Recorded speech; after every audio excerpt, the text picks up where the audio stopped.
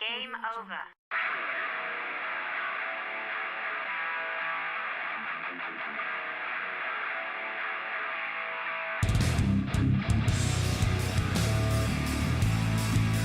Let's jump into our first interview. I got the surprise guest. I've been doing about it all week on Twitter. Jimmie Rivera, the number 4 ranked bantamweight in the UFC. What's next for him? Could he be fighting the winner of TJ Dillashaw versus Cody? Will he be fighting Dominick Cruz next? Who knows? That division's stacked. Let's hear what Jimmy has to say. And Good morning. Hey man, how you doing? I'm doing awesome, man. How you doing is the real question. I know that you were supposed to have a fight with Caraway. Unfortunately, that didn't go through, and then you had the eye poke from Uriah. First off, how's your eye doing? My eye's good. It's back to normal. I'm good. I've been training, obviously, because I had the fight. It's feeling as good as it's gonna get. Well, how long did you have that bandage on? Because we all saw those pictures afterwards. You were like out to eat after the fight. You had that big pirate bandage over your face. How long were you wearing that for? For a couple days. Once the doctor gave me the clear, I saw, it was really sensitive to light, so it actually helped. He's like, if you still want to use it, it's still sensitive to light, or otherwise you can just, you don't have to use it. I'm like, all right, no problem. I'll stop using it. And then, of course, this weekend, we just saw BJ Penn go in there against Yair Rodriguez. Were you able to watch this fight? And, of course, what did you think of, BJ's performance? And everyone on that card, I thought, did an amazing job. But when BJ got in there, it was hard for me to watch. I just want to hear what you had to say about, BJ's performance and especially Yair. Yair, is very talented. But he's got a couple holes in his game. And you got BJ Penn, who just, he has all the talent in the world. Just, I feel like he didn't fight the fight right, to be honest with you. You got a guy that's a really big kicker. You can't give him the space. You have to close the distance and stay in on him, even take him down and use his grappling. His jiu-jitsu is unbelievable. So, he should have took him down on the ground and kept the distance close. So it was a good fight though. A quick fight, and you feel bad for BJ. He takes all his layoff, he comes in and has a tough fight. I know, man. When they said that he was coming back against Dennis Seaver, I was like, that's perfect for BJ to come back. And they're like, oh, it's going to be against Yair. Well, there was a couple opponents, but we ended up with Yair, and I was like, oh, man, this isn't good.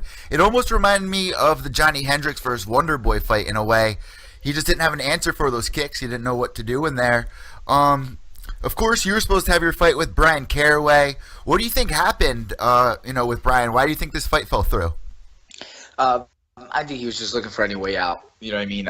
He said he hurt his shoulder and tried to apologize to me on social media. I'm like, dude, I know in the beginning you didn't want to fight me. He said it wasn't a good fight for him. He hasn't, he's ducked me twice. This is the third time already. His manager didn't want the fight somehow.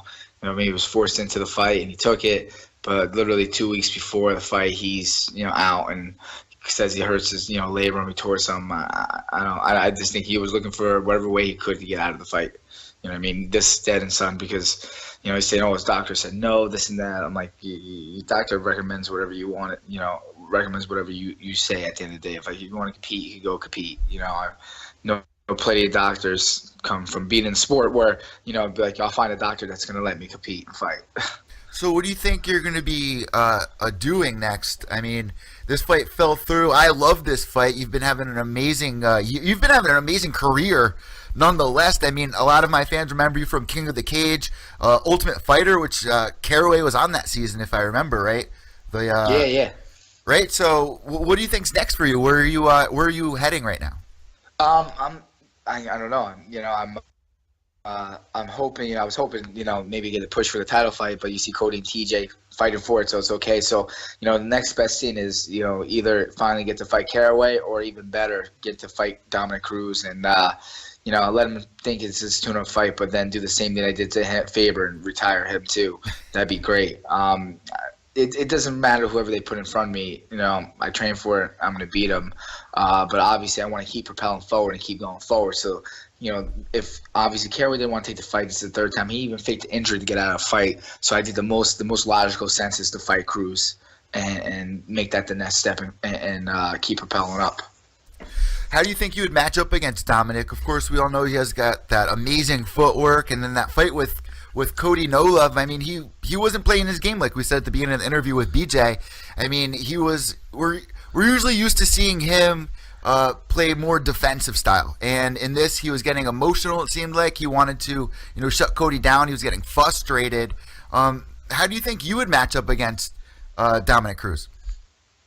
I think I match up great against him. I mean, look, you got Cody, who's a good boxer, but I'm a better boxer. I'm way better than Cody is. And, you look at what Cody did to Dominick Cruz, I'm going to do even better against him. I mean, you come down to look, what does Cruz have?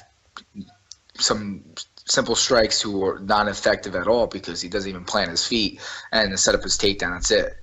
You know what I mean? He couldn't take Cody down. There's no way I could, I'm going to get taken down. Faber couldn't even take me down. And Faber was able to take down Cruz. So when it comes down to it, I matched up really well with him. I'm going to go in there and beat him and then go on to the next best thing, which is, that's a great fight for me. Go over there and beat him, fight for the belt next. He's the number one ranked guy. You know what I mean? It makes the most sense.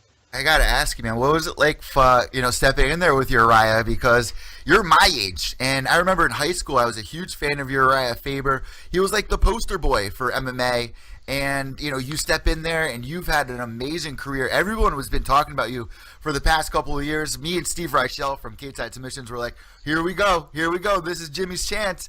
What did it feel like when you got in there with Uriah? And then you get the win. I mean, oh, man, that did so much for you to jump in there and everyone's recognizing you now. You're at the top of the division. What did it feel like? Once those cage doors closed, you're standing across the cage from, one of my idols, probably one of your idols as well. What was that like? It was unbelievable. Well, first of all, walking in there and being able to, Uriah Faber, the guy I grew up watching, too, punching me and I'm defending everything.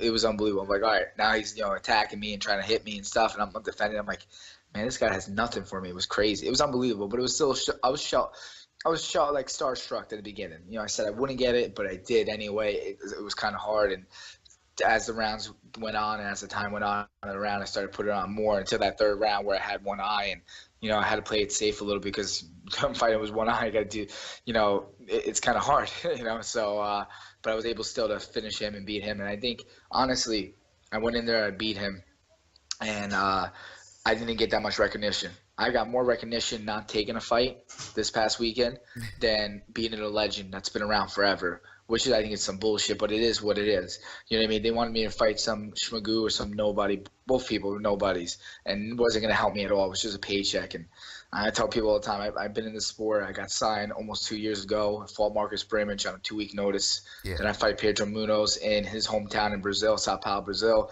Then I fight Yuri Alcantara, who nobody wants to fight. I fight him so I could get into the rankings. And then I take the next fight, which was supposed to be Caraway again.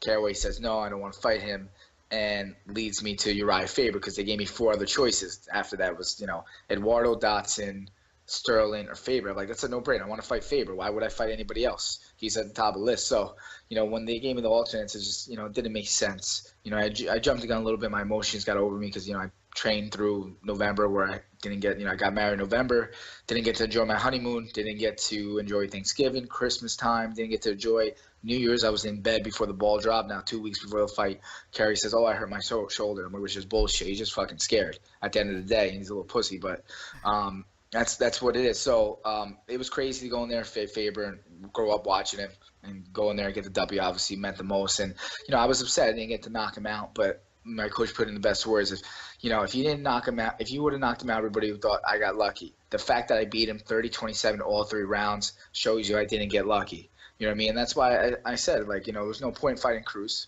because Cruz had a hard time with Faber. I walked through Faber. TJ, I sparred a couple of years back. He's good, but like I said, he hits like a girl. He doesn't hit hard. He's okay. He's not that great. People think, it was eye opener. 3 years ago, I got to actually grapple Faber. I did one or 2 rounds with him grappling, and I got to kickbox and grapple TJ. And I'm like, wow, these guys, I can't believe I get to train with them. It was really cool. It was before I got in the UFC or anything. And I got to train with them. I'm like, these guys, I thought they were supposed to be elite. These guys aren't good. I'm better than them. This is, it was a boost of confidence to see and go to train with someone like that. And you're like, holy shit, I'm better than them.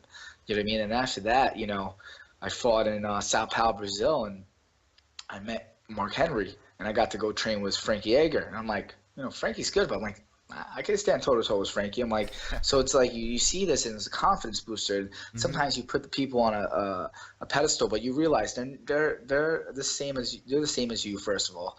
and they bleed the same color, have the same limbs as you, but then you realize where their skill level's at, and you're like, so it doesn't matter. They put someone in front of me, I'll train for them, and I'll pick them apart and was videotape, and I'll see what their weaknesses are, and I'll exploit them, and I'll take them, and I'll beat them, and that's it.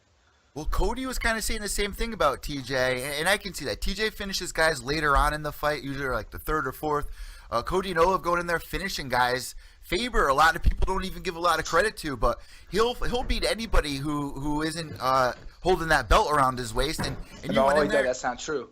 That's not true at all, because that was nobody that beat him. Yeah, I'm saying that Faber, he's a lot better than a lot of people give him credit for, and you. Well, yeah. You're right. Sorry, I keep cutting you off. My apologies. No, I do that all the time, brother. But my question to you is, Cody Nolov is saying the same thing that you're saying. How do you think he'll match up against TJ Dillashaw? Because he sparred with him before. He's saying the same things that you have, Well, he sparred with him all the time. I mean, they trained all the time together. So when you match them up, you honestly you don't really know. I mean, I got to train one time with TJ, and it was funny because I asked my coach the other day, I'm like, can you send me the footage so I could just watch it? And I forgot. Honestly, I know I did well, but I forgot how well I did against him. Yeah. You know what I mean? Especially that he was in a training camp. I was just chilling training, so it was funny. Yeah, you don't know. It's kind of like they know each other so well. You don't know how the fight's going to be. It could go either way. You don't really know how they train it. You know what I mean? I know how I was with TJ, and I was able to beat him up, but you don't know how Cody and TJ train. Supposedly, you heard that Cody was like, yeah, I knocked him out. I'm like, I mean, it's anything can happen. So it was that fight. Anything can happen. Well, does Cody hit hard? Yeah, I think Cody hits hard. You watch his other fights; he hits hard. He has a good right hand, but sparring TJ hit hard. Nah, TJ doesn't hit hard. So it's like, I don't know what's really going to happen. But TJ looks like a good, TJ's a good wrestler. Well, he looked good wrestling his last fight, but he fought a bloated 25er who can't wrestle or grapple. He just swings for the fences. So it's like, you don't really know. So for our sport, do you think that those two guys as coaches is going to be good for this season, the Ultimate Fighter? Or do you think the UFC could have picked somebody better for this season? No, I think they picked him, and I understand because it's a business at the end of the day. They got to make money. They have a lot of history. There's a lot of drama between the two. You know what I mean? You had TJ who left the camp. You have Cody who still stayed, was alpha male, and there's a lot of drama between the two, and they're gonna try to hype it up. You're only going to see what's going to happen. Your true when you got a camera on you 24/7, your true colors come out. You know how you really are. You saw how Conor was, you saw how Ronda was, you saw how Miesha Tate was, you saw how all these guys were in Faber. You really see how their persona comes out. Yeah. And you really see how they really act. So you're going to see how they really act. You're going to get to see TJ and Cody how they really are as a person, not just doing a podcast, not just doing an interview. Just like me, people always saying, so everybody's come up to me like, I like this new you. I'm like, listen, man, I've always been a humble and very respectful fighter, but that doesn't get you the fight you want. You have to talk, you have to make some noise. You know what I mean? So with that said, now I'm at this point where it's like I'm done, being humble and done, biting my tongue. Fuck that. I want to fight the best people out there. I want to go fight Cruz, go beat him, retire him like I did Faber, and move on to the next best thing. Well, like we were just talking about a minute ago, this time last year, man, you went in there and you beat Alcantara, and now you got married. You got the fight of the night bonus, or you got a 50K bonus. I forgot which one it was.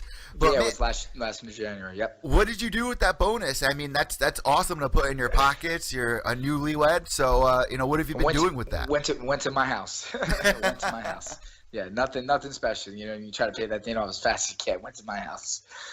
Well, a lot of people don't realize, fighters don't live the glamorous life, and a 50K bonus is definitely something to put in your pocket. You just got to pay for your gyms, your training, your diets, the foods that you got to eat. There's a lot that goes into it. A lot of people think, oh, these guys are complaining about the money, but honestly, when you get a 50K bonus, that's gold, Well, I'm a very smart fighter at the end of the day. This is not my this is my second passion fighter. My first passion has always been teaching. So I'm very successful and very lucky to be blessed to be part of Tiger Showman's and to be able to have my own school in New York City and to be able to teach over 200 students and have great students at the same time. So I'm very blessed and lucky.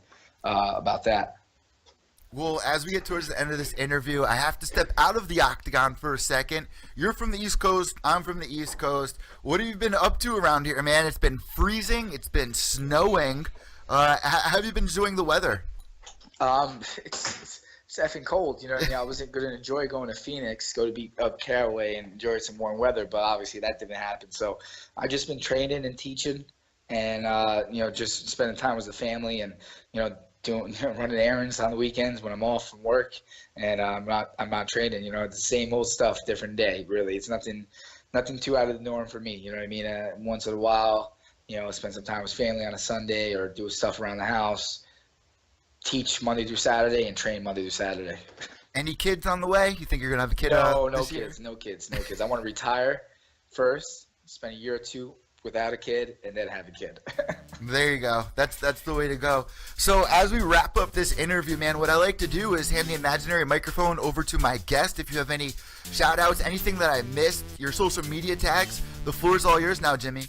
Yeah, man, I appreciate it. First of all, thank you for having me for the interview. Second of all, if you guys want to get in shape, learn how to authentic kickboxing and get a good workout, come to Tiger Showman, especially if you're in New York City, East 23rd Street. I'm right at my school. Come in, and even just to say hi. You don't even have to take class. I want to say thank you to Tiger Fight Gear. Was the best gear out there, the only gear I train with. And I'd love to say thank you also to NutriBiotics, the only supplements I use, who are an unbelievable company. Everything's made in-house, so you know exactly what you put in your body, and you know exactly what you're using and how it's going to help you. I appreciate this interview so much, Jimmy. Where can everybody find you on social media? Yeah, you could go, Twitter, Jimmie Rivera 135, or Facebook or Instagram, Jimmie Rivera, and you can hit me up. I mean, after this week, this weekend, some people were upset I didn't fight. Some people had good comments, bad comments. It didn't matter to me. I just appreciate the people that understood that the fights didn't make sense. Nothing was going to help me propel forward. So I appreciate all the people that stuck by me and understood. All right, guys, make sure you keep your eyes out for Jimmie Rivera. Who knows, he could be the next UFC champion.